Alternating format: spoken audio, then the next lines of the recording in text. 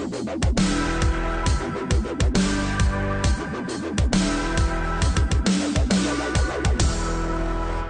just like the weather, everybody talks about a zombie apocalypse, but no one does anything about it. Hi, everybody. I'm Bill Whittle here with Steve Green and Scott Ott, and we want to talk to you about this outbreak of the quarantine zone. And the quarantine zone I'm referring to is YouTube. YouTube has been censoring conservative content, and they've been doing it in a number of ways. One of the ways they do it is to make sure that their algorithms look for words that conservatives would use, like honor and integrity and, fairness, things like that, and suppress those videos from spreading. Just suppress it. Another way that they can do it is they can do what they've done to Prager University and their videos about, the Korean War maybe, or the Electoral College, inflammatory statements like that. They can also say that you must be 18 or older in order to view this content. Well, meanwhile, of course, there's Call of Duty screen play, gameplay that's just people being eviscerated, and that's not a problem. And another thing they can do is they can demonetize somebody's account. Alfonso Rachel, who we both worked with and admired greatly, has basically said now that nobody even knows I'm there anymore. And Alfonso pointed out what I thought was the most interesting point of all. They demonetized his entire channel. Wow. Alfonso said this. Zoe said, if they were to censor me and not post my videos, then that would be a story and people would want to see the videos. But if they suppress them, they don't get many views. And that makes them look boring. And it makes me look boring. And that's how it works. So we're having an entire month where we are trying to basically do something about this zombie apocalypse of left-wing thinking inside the YouTube quarantine zone. So we are running this month of Blocktober because these swine will quarantine us, and they will keep these ideas away, but they'll also take our money. And we have to now buy advertising space for videos that we used to just get shared organically. Yeah. So let me just say this. The right angle shows that we do, I watch the numbers relatively closely. It's never less than 7,000, 8,000. It's often 15 or 20,000, sometimes even higher than that. That's more members than we have. So I would simply say this. In a time when the left is reflexively doing everything they can to simply annihilate our message, the reason they're doing that is because it's working. And now is the time that we really need you to be on this team of zombie slayers. Scott, not just YouTube, Facebook is an interesting case. The director of marketing for Prager University said that they have something like 1.2 million likes, wow. and that when they post a video, the video goes out to 2%. 2% of the people that like Prager University specifically to see the videos. 2% of them get it on their wall. So what do we do about this kind of thing? Well, I mean, it's a private business. They're free to control the business any way they wish. And, the argument is always, well, why isn't there sort of a right-leaning alternative to that? Well, they didn't start these enterprises as left-leaning social media groups. There were just leftists who started them, and they made it possible for that to happen. Some of you may remember there used to be a social media platform called Google+. I say there used to be because they banned me. Google+ banned me. I have no idea why. I violated their terms of service. Now, the only thing I ever did on Google+ was post links to our videos, basically.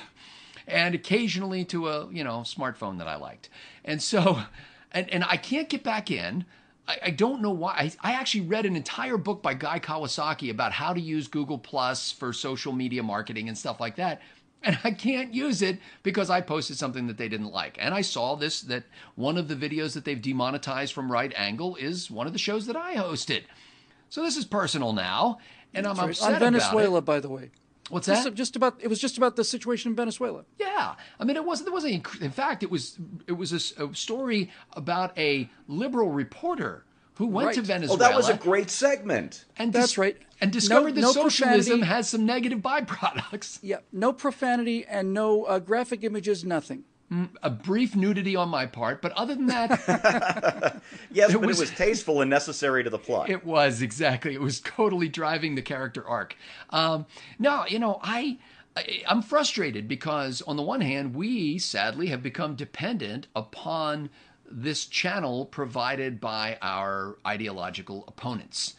And we have not been able to muster something. And anytime somebody starts something that's sort of like, right book, it always turns out to be a piece of junk that's filled up with nothing but like the worst sort of Twitter trolls, and people immediately abandon it. Yeah. So, this is one of those, we usually try to come up with solutions on this show here. But in this case, I'm just upset.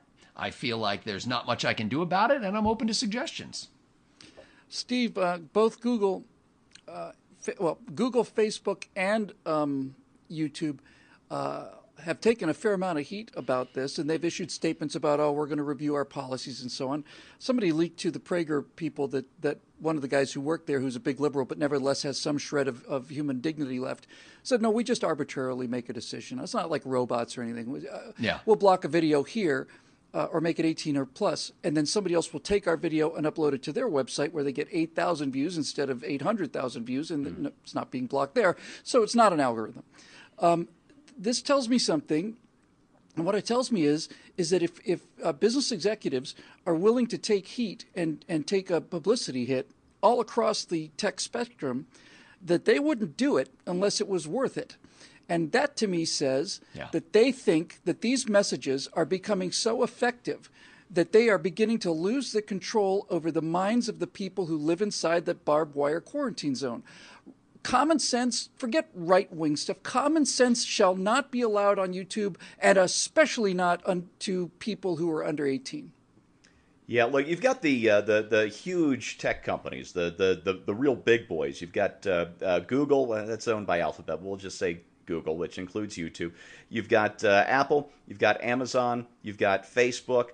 I don't worry too much about Amazon and Apple. If Apple gets too big for its britches, they just make gadgets. I can always switch to a different platform. I've done it before. I can do it again. Amazon, right now, all over the news this week is Walmart is finding all new ways to compete with Amazon by making their customers even happier, and I love to see that.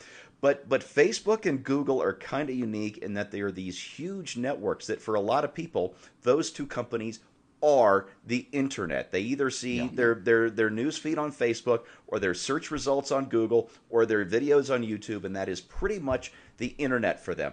And therefore it's the only way we have to broadcast this message. So even though I have some serious let's call them philosophical qualms with antitrust law, I think we've got to rein these guys in with antitrust. We've got to rule that Facebook and Google are common carriers and that they have to give equal priority to everything and everybody. And if you're going to monetize one kind of content that's political, you have to monetize all kinds of content that is political in nature. That's the way it has got to be because these guys are absolutely crushing us. Now, I don't know, antitrust legislation or court cases take years is how long they take to drag out. So I'm not counting on change anytime soon, and especially since no action is being taken yet. But until that day, we have to rely on our viewers. We have to rely on our viewers and their checkbooks, and we have to rely on their viewers and their checkbooks and getting their friends in. Otherwise, they're going to stamp this out just like they're trying to stamp out the flame of liberty, Bill. They've stamped out Alfonso Rachel. His friends think he died, and I'm not exaggerating. That is and that's an amazing. It's an amazing voice. Yes. Look, I remember very early in this game of ours, this internet commentary thing. I think it was Jeremy Boring said, the problem is that TV is free and the internet is free, so why should I have to pay for TV on the internet? But this is the future. This is the future. This is how the future is going to look. And this is essentially the only way that we can circumvent these built-in barriers and biases of the mainstream media. So I'm going to say something I don't think I've ever said before, but I kind of need to say it now because this is important. There are thousands and thousands of people who watch this show on a weekly basis who aren't paying for it. And there are a small number of people who are paying for it and making it available to everybody, including all of the other videos that we do. And I would just simply ask you to consider that and see if that's consistent with your values. Forget the values of capitalism. Is it consistent with your belief that these messages can help save the country by providing the common sense alternative view to people that just simply makes everything the left say fall apart? They have to paper up all the windows. That's how you keep the darkness in. And we need your help in order to let some light into this room and let some of those poor brain dead zombies out of that YouTube quarantine zone. So we'll be talking to you about this all through Blocktober. But if you want to help us out and help yourself out and help the country out, then you can go to the membership page on the link below. Thank you very much for those of you who have been paying for this all this time, and especially thanks to all of you for considering this case, because we know what America is, and we're doing our very best to save it, and we can only do what we have the resources to do. And as it turns out, that's a lot. They have George Soros, and we have you. And I know which one I'd rather have. Yeah. We'll see you next week.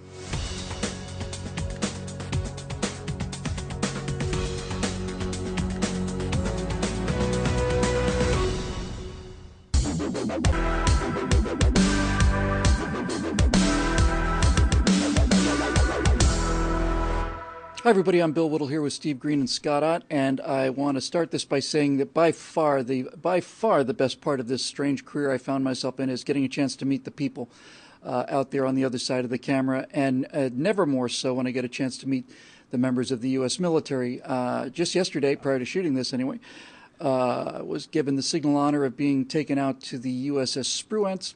Spent a couple of hours on board this guided missile destroyer.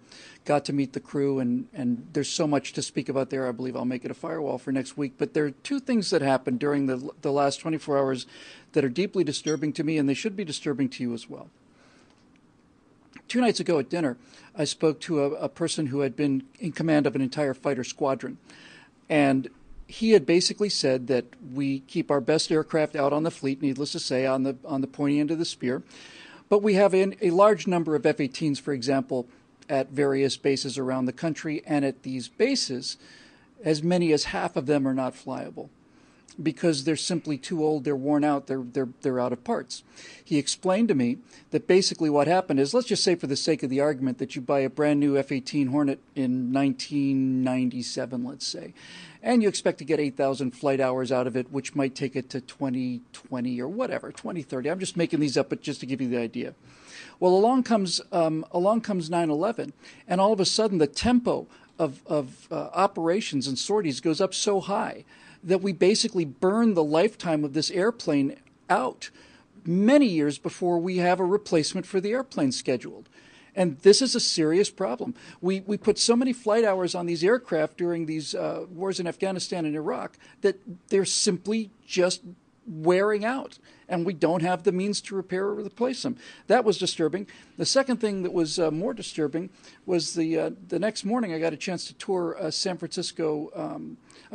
Diego Harbor with a 3-star admiral who's in charge of surface, surf pack. He owns all the ships in the Navy on the Western Hemisphere, essentially.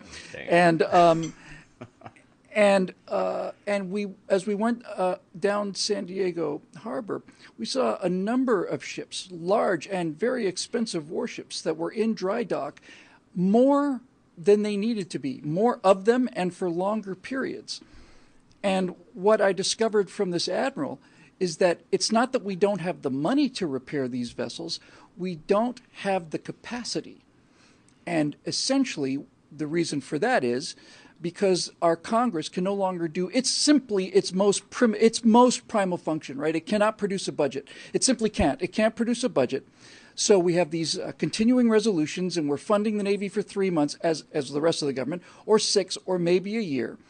And the Navy has contracted the repair and refurbishment of these naval combat vessels to private contractors. But since we don't have an annual budget, and since nobody knows how much money is going to be allocated for the Navy in the months, forget the years to come, the private contractors are saying, yes, we'll take the job, but we're not going to staff up for this. We're not going to hire 15,000 people to get these things done in a timely manner when we don't know if we're going to have to fire them again in 3 months because Congress can't decide how much money we're going to pay the Navy.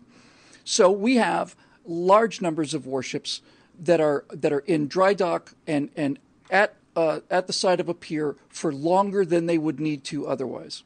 I'll just close this by saying, before we get to the questions, as the Admiral pointed out to me, in the 1980s, we had a Navy of 600 ships. During our pregame show, Steve Green disagreed with me. He said the number was far, far less than 600 ship Navy. Yeah, we never got to 600. it turns out that Steve was right. The total number was 594, so it wasn't a 600-ship Navy. 1987. Go Reagan!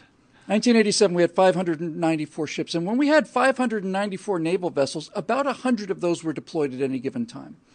Today, we still have to deploy about 100 naval vessels at any given time, but our total fleet's about 270 ships. So the crews are having to work as hard. The ships are working twice as hard. All of these things are increasing wear and tear on these vessels, and it's getting to be a very serious problem. Scott, let's start with you. The Navy is the key to this country. We are bounded by oceans. We're a nation of traders. We are a maritime people. The Navy was essentially the only reason there was an American Republic and continued through the War of 1812. If the government can't do two things, if they can't write a budget, and if they can't fund the Navy, then what the hell is the reason that they're taking $4 trillion from us every year? Well, and just to clarify something, because this does have an audio component to it, when Bill says we're a nation of traders, he means people who engage in trade. Trade. Yes. That's for half of us. The other half is exactly what I meant. I think, Bill, there's that fundamental problem that you pointed out so poignantly. But there's another, I think, basic problem with how government goes about funding that you can see all around the world hampering all kinds of good things. And that is, for some reason, we will manufacture things, but we never take into account the ongoing cost of operation and replacement.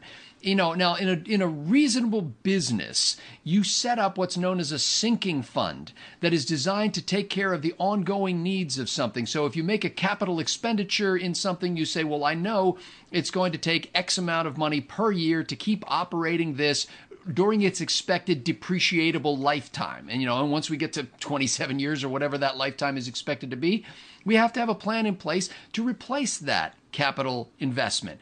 Well, apparently this is unknown in the halls of government. I saw it many times in my brief encounter with county government, where they would constantly do things with no foresight. And I think that's what happens. If you're going to have 600 ships, for example, you either have to have a plan to maintain 600 ships and replace them to keep them at current levels, or you have to have a plan to lose ships little by little and then a lot by a lot, because the ones that were all made in the big fever of war will suddenly all disappear at the same time, And so we have a terrible history of this, and I think it is fundamentally on Congress and our other elected leaders who are unwilling to do the hard work of spending the money that it takes when it's not a crisis. And that's the problem. Right. In wartime, you can raise the money. It's kind of like politicians. That's how they operate all the time. They say, well, we can raise a lot of money during a campaign, but in between campaigns, we can't raise any money to get the message out of the party.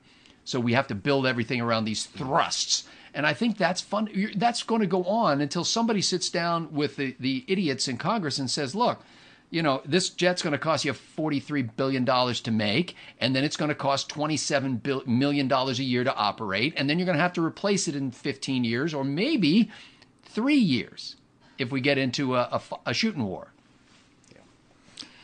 Steve, the British Empire, when it was at the height of its powers, for about 200 years or so, somewhere in there, had a policy. And the policy was very simple. And the British government simply said this: we will spend whatever we have to spend, so that the Royal Navy is capable of defeating the second and third most powerful navies in the world combined. And they spent according to what the other countries were doing. The other countries backed down, they could spend less. Other countries are building up, they had to spend more. And when they stopped that policy, they stopped being the leaders of the world, and that fell to us. Capacity is something I never hear spoken about. We have amazing weapon systems. The Arleigh Burke-class destroyer that I was on is by far the most capable smallish surface ship in the world. It does anti-submarine duty, it does anti-ship duty, anti-air. It's a superb vehicle, but we can probably build 2 or 3 of those a year, assuming we had the funding for it. China can produce ships of that size, in about 10 or 12 of them a year. So we are facing a crisis that is not something we can simply spend our way out of. And somebody needs to be looking a little bit further into the future on these things. I've been a huge critic of cost-plus contracting for years, in terms of why it costs we've raises done whole the cost. segments on it. Yep, on things like the F-20, the F-35, and so on. However, as the Admiral pointed out to me, in the case of maintenance, cost plus is in fact what we want, because that means that the private contractors can staff up to whatever level they need to, and know that they're going to get paid for it. Listen, Bill, you already explained the why this landlubber is such a partisan in favor of the Navy, and it's because we are a maritime power, we are a trading nation, and everything we have, this incredible luxury level of life we have, is thanks to trade, and the Navy protects that trade. It has since our birth. And you know, these last 200 plus years, 250 years or so, that the world has seen this explosion of trade and wealth and lifted billions out of poverty. The oceans have been ruled by English-speaking peoples, and that's been a wonderful thing, because you know, we're the folks who invented capitalism, and we invented the big navies to defend it. It's been a wonderful thing. But when push comes to shove, when the stuff really hits the fan, you can raise an army in a great big hurry. You know, at Stalingrad, the Soviets were given one rifle to every 2 soldiers, and if the guy with the rifle gets shot, you take his rifle. If the guy behind you without the rifle gets shot, you don't have to give yours up. And they fed men into that meat grinder, but it worked. It's expensive in blood, but when the stuff hits the fan, you spend the blood. You can do it. You cannot raise a navy in a hurry.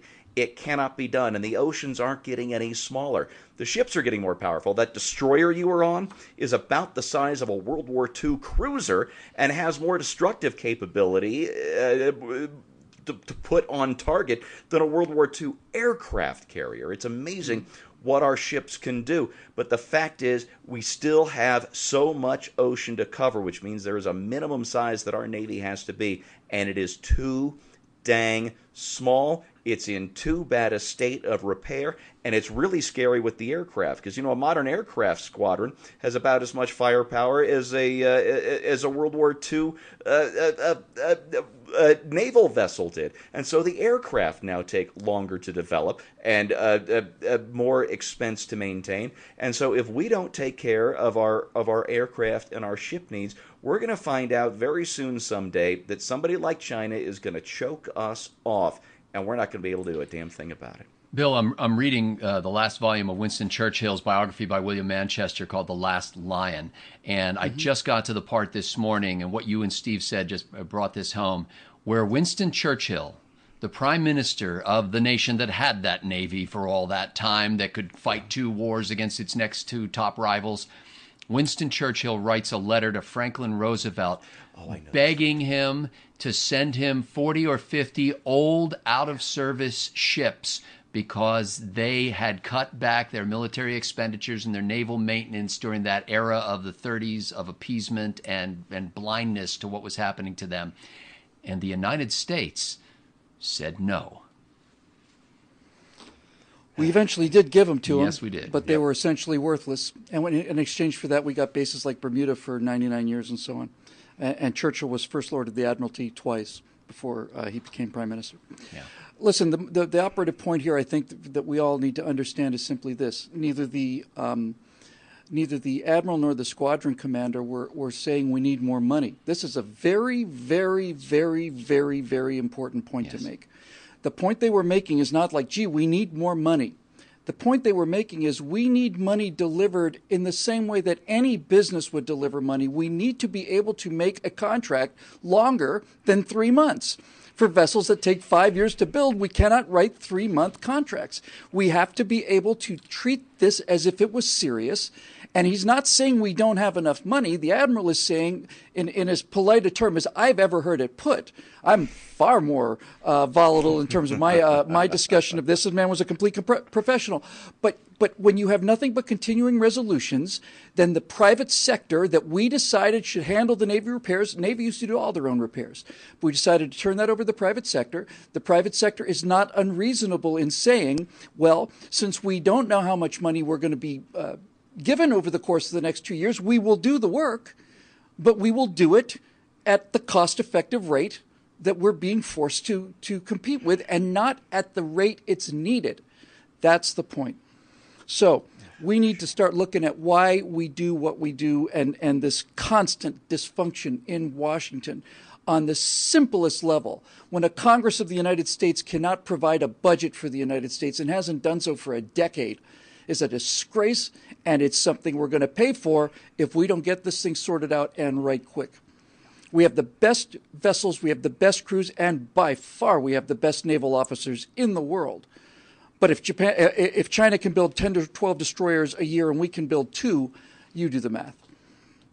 So do the math. Let's do something about this while we still have time.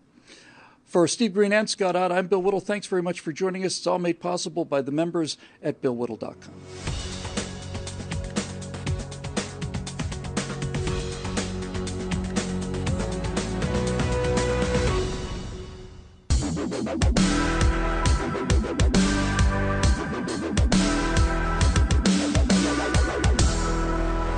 The federal government took more than $59,000 from a small business owner years ago, and it won't give it back to him, even though they acknowledge he's not a criminal.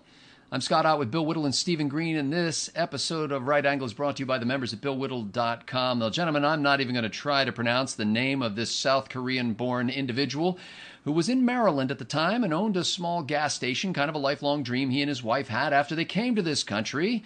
He served in the military, lived an upstanding life, and as part of his small business, occasionally he had to put money in the bank.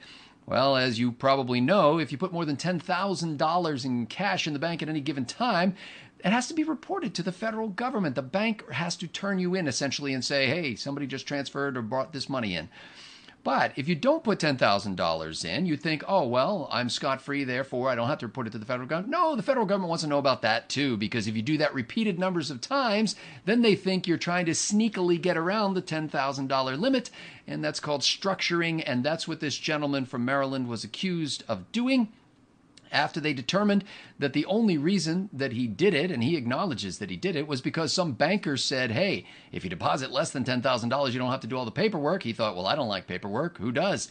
He didn't do it. So now, what has become of a country? Bill Whittle raised this during our pre-production meeting. Bill, what has become of a country where you have to tell the federal government when you put $10,000 or $9,997 twice into the bank? But that's not the problem, although it's the leading edge of the problem. The problem is that the government thinks that it's their money, and it thinks that it thinks that we work for them. We've had this discussion before. This is the essence of the problem. The government is convinced that the American citizens work for them, that the money the American citizens make is essentially their money, which they remit a portion of back to us. And this is it, Scotty. So not only did they do all this turmoil and cause this man's life, practically to be ruined and all the rest, they're keeping the money. They're keeping $59,000 or something, I think you said, that he doesn't owe them. But you see, it's not his money; it's their money. They've refused to release federal money back to this individual who deposited it for them. That's really, what it comes down to. This is not America anymore. The income tax and the laws regulating the Internal Revenue Service are draconian. The founders would have exploded if they'd seen some of the stuff that empowers the IRS that we actually voted into law. That is catastrophic.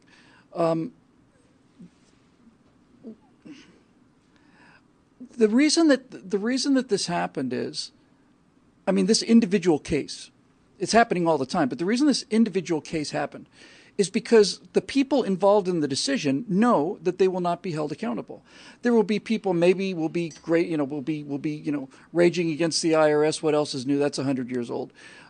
So my recommendation for this is that this guy finds himself an excellent lawyer. And I think you could probably find one because the people that you're going to be suing have a very large, very deep pocket.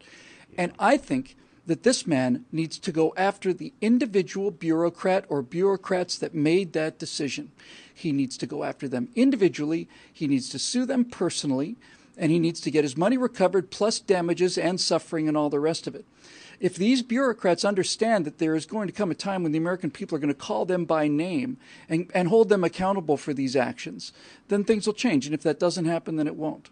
And if people say you can't sue the government, there's a way to sue these individuals, even if it's just a show trial. Even if it's just, I don't want to say show trial, that has all kinds of Stalinistic.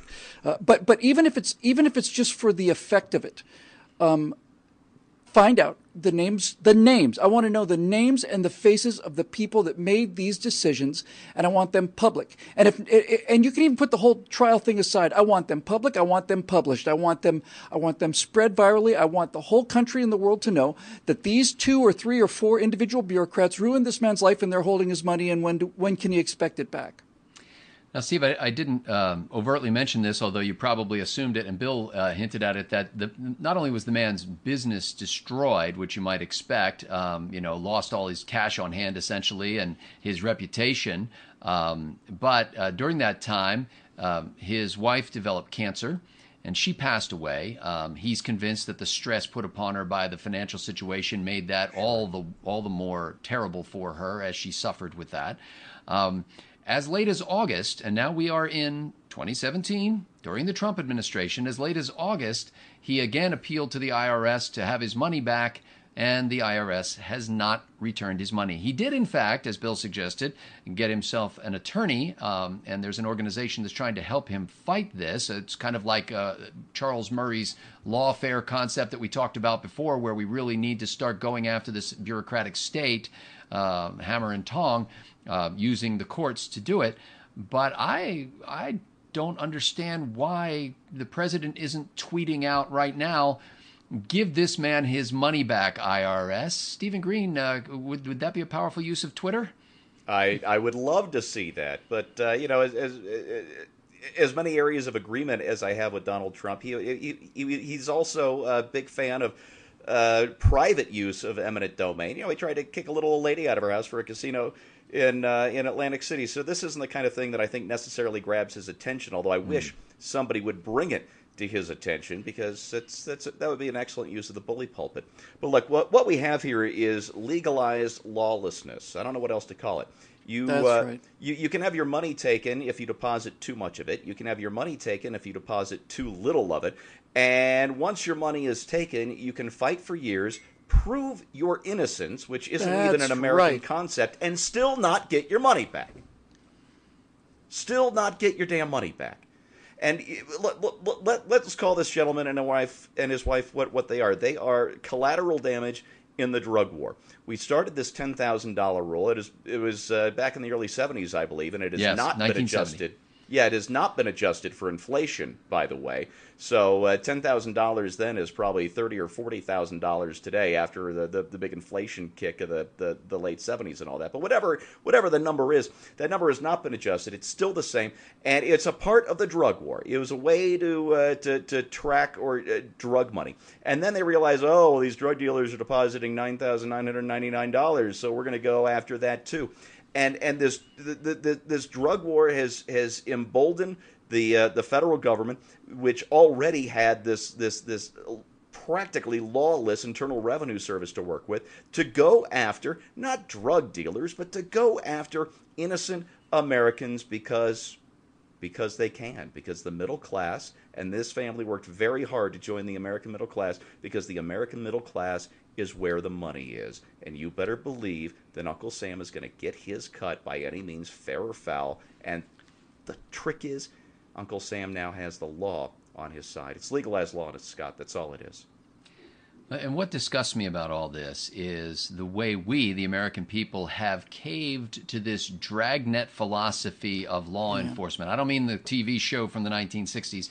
I mean this idea that basically the way we're going to find criminals is we're going to sweep up all evidence from everybody and see if any of it falls through the filter and looks like it might be a drug dealer. We're going to listen to all the phone calls. We're going to pat down everybody, and in this case, we're going to make everybody report. Believe it or not, I have come under this thing. I went to the bank once when I was running a Christian children's camp, and we had to move money from like one CD to another or something like that. And I had to fill out paperwork to report to the federal government that this Christian children's camp that was, telling people about Jesus and paddling around the pond in canoes, now the government has a record of that. I just thought while you were talking, Steve, my son paid cash for a used car. He paid over $10,000 cash for a used car. The federal government must have a record of that. It just disgusts me that this society of laws, not of men, this where you're innocent until proven guilty, where you cannot be put to trial without sort of reasonable cause to bring you to trial, it has now become this land of lazy law enforcement where basically the police state is able to say, we're going to sweep up all the information of any kind that we want, and as long as you're not doing anything untoward, you'll be fine. Don't you worry about it, Bill Whittle. It's not going to affect you. Just make sure that if you put $10,000 in the bank, there's a paper trail. Don't try to put $9,900 in the bank. This is not America. This is not law and order. This is not justice. And right now, there's a 73-year-old man who I believe has moved to Virginia who wants to know where he can go to get his $59,000 back, and where he can go to get his wife back, and where he can go to get his dignity back. For Bill Whittle and Stephen Green and the rest of the team at Right Angle, thanks for the members at BillWhittle.com who made this possible. Where can he go to get his country back? Yeah.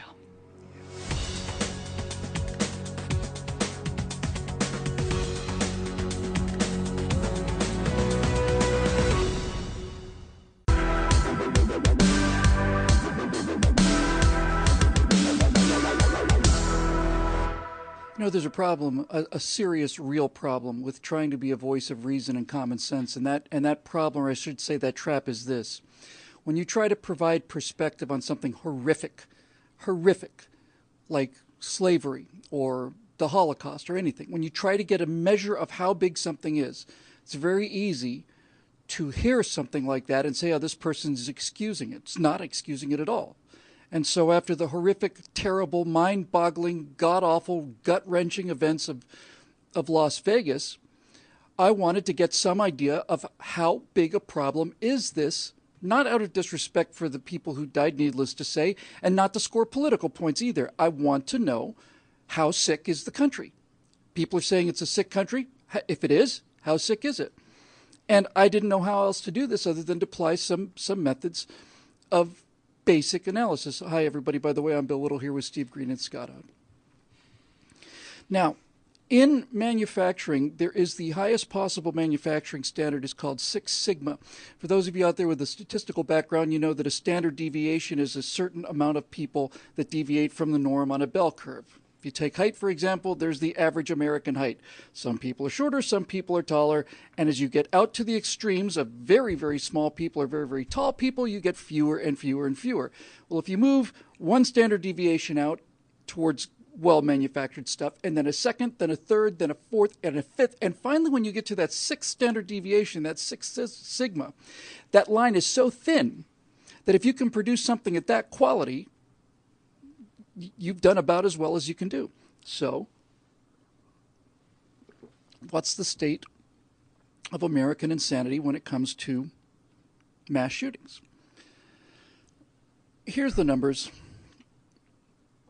If people were products, units, machines, widgets that were coming off of an assembly line, in order to achieve the top possible level of manufacturing, 6 Sigma manufacturing, 99.99966 of those products have to be functional with no defects. 99.99966 of those products, which works out to be 3.4 defects per million. With me so far? Yep. 320 million people in the country. If we look at what a 6 Sigma does to that population, 3.4 defects per million, I come up with 1,088. If the defect that we're looking for is the ability to commit mass murder, there should be 1,088 people in this country who not only are thinking about mass murder, but who are in fact doing it. 1,088 of them. As people point out, these weapons are readily available. So are cars and trucks. There's some evidence that this guy had the materials for bombs in a truck. So, when people say we have to do something, when people say we have to rip up society or whatever, how much of a problem is it? And I have to stress again, this is not in any way intended to belittle or to lessen the grief of those people who happen to be caught in this pie slice. But Steve, the American people, if you look at the American people as prone to mass shootings, we are significantly better than Six Sigma as a population. Significantly better than that. And so I sometimes thought after the events in not only in Las Vegas but everywhere, not why does this happen so often, but why doesn't this happen more often? It's a good question. The first time I heard of Six Sigma is somebody, I guess, had misattributed. They called it 5 nines. It's the 99.999.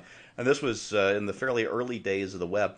And Amazon at the time was aiming for 5 nines uptime, which, to put it in simple to understand terms, their website would be down. This was back when websites all had the under construction logo and were down half the time. But 5 nines meant that Amazon.com would be down for no more than 1 second a year. And I think they achieved that 5 nines most years. I think the last time I encountered Amazon when it was down was years ago now. So they're good at this. And we Americans are good at this. We are so much better than our chattering classes. We are so much better than the people who tell us day in and day out how awful we are. I said in an earlier segment that I stayed off of Twitter and Facebook on Monday as the news was coming in from Las Vegas because I didn't want to say something intemperate. I didn't want to add to the agony, to the misery, to the anger that's out there. But I did follow things. I was looking for news items. I'm looking for things to report on. It's my job. It's what I do. I can't avoid wading through the muck after horrific acts like the Las Vegas massacre. But you see these people, and I'm talking about both sides now. Whenever there's one of these attacks, a tragedy, it's almost gotten to the point on Twitter where it is kabuki. You know exactly what... actually, you know what it's more like? I used to be in an improv troupe for a short time when I was living in Northern California. And you would have little tropes that you would fall back on. Little characters that you could always get a couple of laughs out of.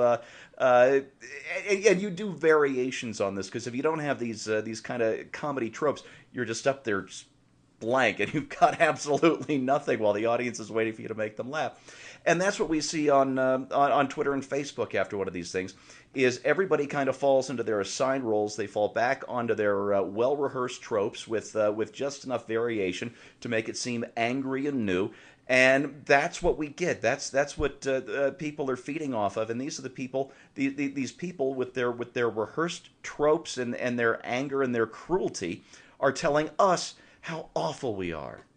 You know what? We're not. This is the greatest country in history, and you know, I'm not including myself in this because I know all about my past, but we are the greatest people in the world, and we should be awful proud of the way we react to these things, not the way the chattering classes do. Scott, it's without question true that the American people have access to firearms in a way that nobody else in the world does. Absolutely true. It's also true that our murder rate is enormously higher than it is in Western European countries. But there are two things that I think are important here. One of them is, if you look at primitive societies, you find they are at war pretty much all the time. In Papua New Guinea, they would just consistently walk around prior to Westerners showing up. They'd have the scalps of the people that they personally had killed on their belt. And life is basically a daily foraging in the rainforest and hoping you don't get killed by a neighboring tribe who's looking to score big points. My wife is Russian, and she's actually taken to shooting in a very big way. Her father was a policeman. He was a good man.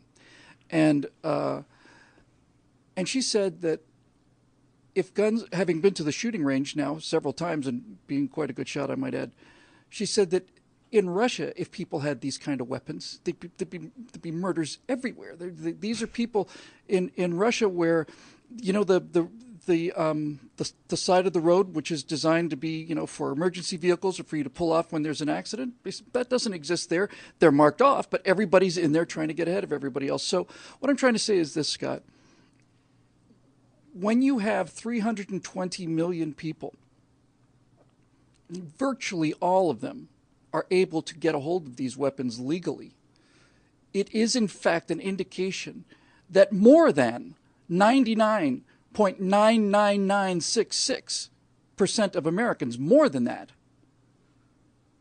are capable of dealing with these kind of things and behaving themselves in an absolutely civilized way. What do we expect? What do we want? What makes us think that we should be able to have perfection in our lives and absolute immunity from any kind of horror or murder or anything else? This is not a softball question that Bill planned in advance from me that I know of. But it occurs to me that the reason why we expect that there could be perfection is because there is somewhere. It exists in some realm, and it is implanted in the heart of man to have that dream, that it can be like that despite all he sees by sight. He has this faith that somewhere, someday, maybe not in this life, there's going to be a place where you can go where people aren't beating each other over the head with rocks or shooting each other. There is this expectation that there is virtue. When you look around in a state of nature and think, well, why should we expect virtue? There should be nothing but a hungry stomach and a sharp fang. And yet we expect virtue. And I think that it is rather a praiseworthy thing, whether you say about the people who are like this or the God who inspires them to think like this, that we do have this expectation that even one shooting death is too many. And I think we get very upset about that. Any loss of humanity diminishes me. And we feel it viscerally. We are connected in some way that we can't fully grasp. It's funny because I thought earlier that there are these two phrases that you hear. And one is, if it happens to just one person, it's too much. And then the other kind of phrase you hear sometimes in a different context is, if we can save just one person, it will have been worth it. Now, I have heard the latter used often to essentially defend poorly organized efforts to save just one person. And so basically they're engaged in some sort of effort that's supposed to benefit humanity, but they sort of excuse themselves out by going, well, if we can save just one person, because I know we spent $3.6 million this year, and we in fact did save one person, but that's enough. But I think the other side of that goes to say, if this happens to just one person, that can justify all sorts of atrocity against the many. When you are going out there basically saying, I'm going to prevent what is essentially a basic flaw in human nature from ever happening to anybody. The only way you can do that is by stomping on the rights of countless millions of people. So yeah, Bill, it is phenomenal that there is such a low defect rate. And we should, in a sense, be content with that, or rejoice in that, or think it's miraculous and thank God for his general grace. On the other hand, I'm glad that we don't settle for it. I'm glad that it bothers us. This is the point I was trying to make at the beginning of this. When you try to put these things into perspective, there's a very great danger that people will take your words to mean that, well, that's just too bad for them, tough luck. That's not what I'm saying at all. I have nothing but the deepest sympathy and condolences for any victim of murder and any victim of anything, to be honest with you. There's some pretty compelling evidence that somewhere not too long ago in our history, pretty convincing genetic evidence, genetic markers and so on, that somewhere around 7,000 or 8,000 years ago, something changed in the human genome. It was probably just a mutation, but it allowed interesting things to happen. Using some of the other markers and so on, geneticists have been able to determine that sometime in our not too distant past, humans mutated into a form that was far, far less fierce than it used to be. That seems hard to believe, but it's true. And it was this mutation, according to some of these geneticists, that allowed civilizations to exist. Because human beings in their original state, when Cro-Magnon man, for example, first got into Europe, They couldn't live closely together. They'd be murdering each other all the time. And this mutation allowed people to live together in cities and cooperate with each other. We're all carrying that mutation gene, if this theory is true. And Scott's point, of course, would be that there's a living soul inside all of us that tells us right from wrong. Whichever model you choose to believe in, there is something in all of us that inhibits our ability to kill each other. It's simply inconceivable for everybody watching this. People think about it. Now, I'd like to kill all those people, and people sometimes maybe even fantasize about it, but to actually pull the trigger is so fundamentally inhuman. It's so fundamentally broken in all of us that we have to ask ourselves, do we have a right to expect better than Six Sigma insanity? It turns out we are better than Six Sigma insanity. But we'll never get to perfection. We never will. And that's cold comfort for the people who are victims of all of this. But for the rest of us, as people just try to tear themselves apart and ask what happened is a manufacturing defect in human beings that occurs so infrequently in this country that any company would be prouder than the devil to be able to claim that for their own. I simply say this so we can keep ourselves in some kind of perspective and not beat ourselves up over things that we did not do. It's an astonishing failure rate for a species like this. And it's something in perspective, if we want to start counting the misses as well as the hits. In a strange, odd sort of way, it's actually something to be proud of. Something for you to think about. I'm Bill Whittle here with Steve Green and Scott Ott. This is Your Right Angle, made possible by the paying members of BillWhittle.com, and we'd love to have your help to keep these messages coming. We'll see you next week.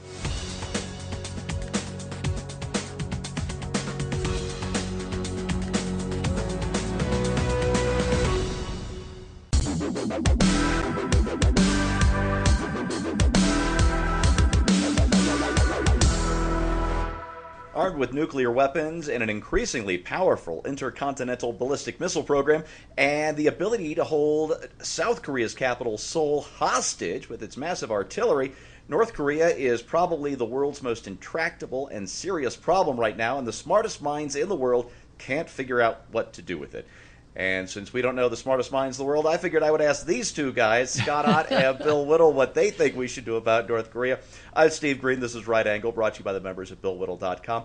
All right, gents, I think I've given it to you in the setup here, and certainly anybody who watches the news knows just what a bad situation it is with the North. And as we're taping this on Tuesday, President Trump, gave a very powerful speech to the United Nations that Scott is going to talk about it. But words aside, it may be the time for action. So what I would like you guys to do is we're going to do a little role playing, but I'm going to switch this up because everybody expects Bill to be the cowboy and Scott to have a little more understanding, but we're going to switch this up. So, Bill, I want you to play the part of Secretary of State. And don't be Secretary of State Rex Tillerson because he's kind of lame. I want you to be Secretary of State Bill Whittle and tell us what diplomatic approach you would take to North Korea.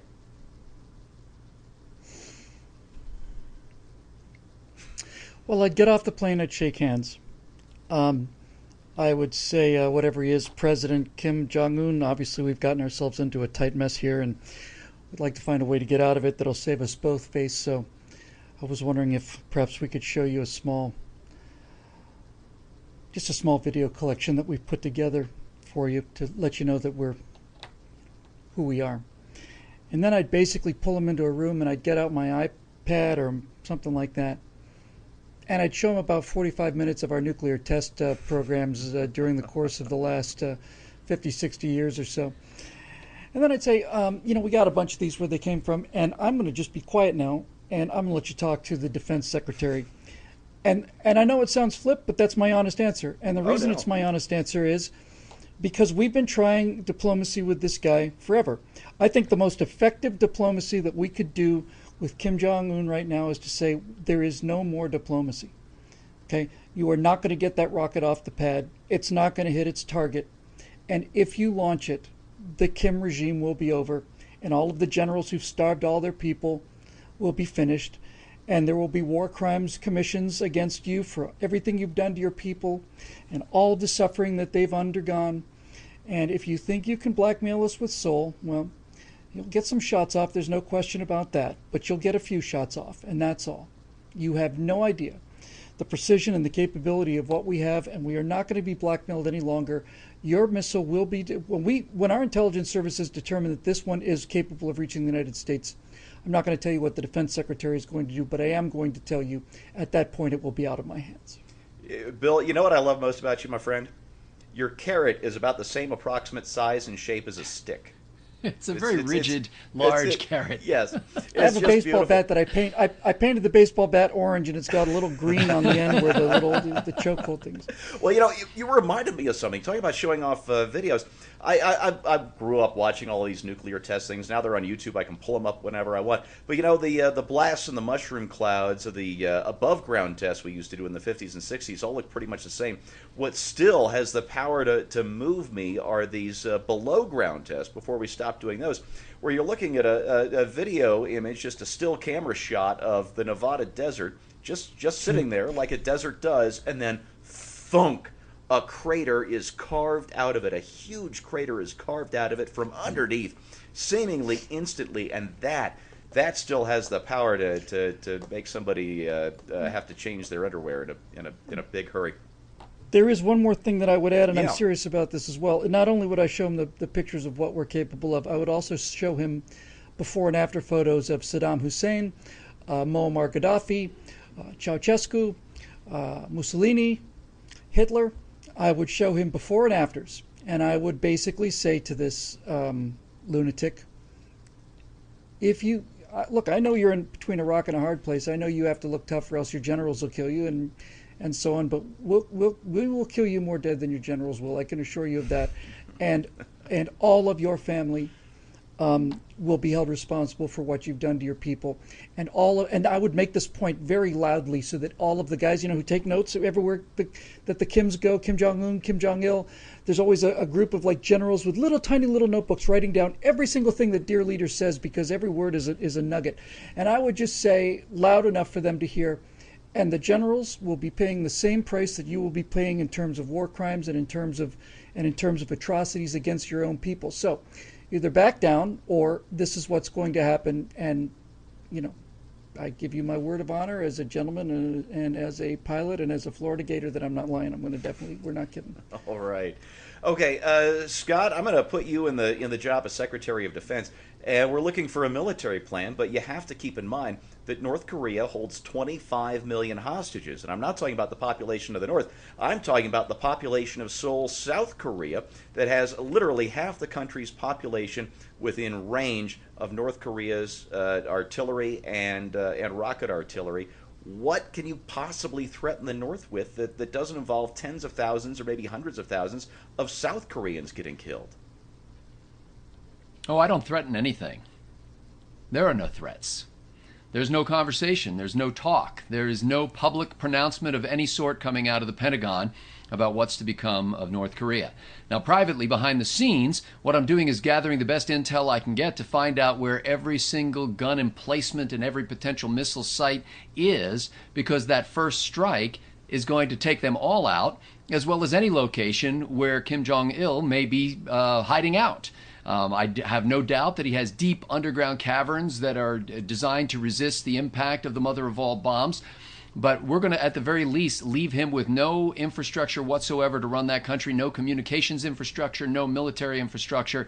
And it's going to happen in a flash. I mean, you thought shock and awe was terrific in the Iraq War. This has to happen rather rapidly because, Steve, as you point out, our friends are just a few miles south of that border, and we've got to make sure that Kim Jong-il has no ability, Kim Jong-un, for il-un, whatever, he's the un-il. I lose track, too. Yeah, we got to make sure he has. He is. That's right. He has no ability whatsoever to mount any kind of response, and so there's no conversation. There's no threats. There's no swagger. There's no sword play or anything like that. It is just an immediate cacophony of explosions that completely wipes out his ability to respond. Now, I would also instruct my Secretary of State, or recommend to my brother over at the State Department, Secretary Whittle, that I have just one message that you may want to convey to Kim Jong-un. That is, I know in your country that your grandfather is worshipped as a god. We are going to give you an opportunity to see God. I love I it. have to add one thing. Yeah. I have to add one thing that was just teed in by the use of your fabulous Wayland Yutani mug there. I would also show him a little clip from Aliens, and I would have that line from Hicks basically saying, "You got to nuke the site from orbit. It's the only way to be sure." One of the all-time great lines in movie history. In fact, instead of showing him nuclear weapons tests, let's just show him clips from 80s action movies. That ought to get the point across. Which my understanding is he's already seen all of those while he was drinking our liquor. Yes. Now, if I were president in charge of these two guys, I would certainly take everything they said to heart. My diplomatic, or the military in my approach wouldn't be the all-out thing Scott was suggesting, though, because I really believe in my heart that I don't want war with North Korea unless it becomes absolutely necessary. But I also believe that North Korea is China's retarded stepchild, and it's really their problem to solve. And I would want to have China put the squeeze on North Korea. The problem is getting them to do so. So the stick half would be simply to say we're going to shoot down every missile you launch, even if it's just a test, because we don't want you developing your capabilities any further, and no sane nation in the world wants that as well. And I think we would get the world community on our side on that one. The problem, the sticking point, is China. How do you get China to see North Korea as less of a nuisance for us than they are for Beijing? And I think I figured out the way to do that. We need to inform China quietly, maybe behind the scenes, maybe not if they won't move, that we are going to support South Korea in pursuing their own nuclear weapons and nuclear delivery systems. And if that doesn't get the point across, we're going to tell Japan the same thing. Because I'll tell you, China has some very bad memories of the Japanese military. And I think that if we made the serious case that we would allow and encourage Japan to arm themselves with nuclear weapons, you'd see Chinese paratroopers in Pyongyang rounding up the North Korean leadership practically overnight.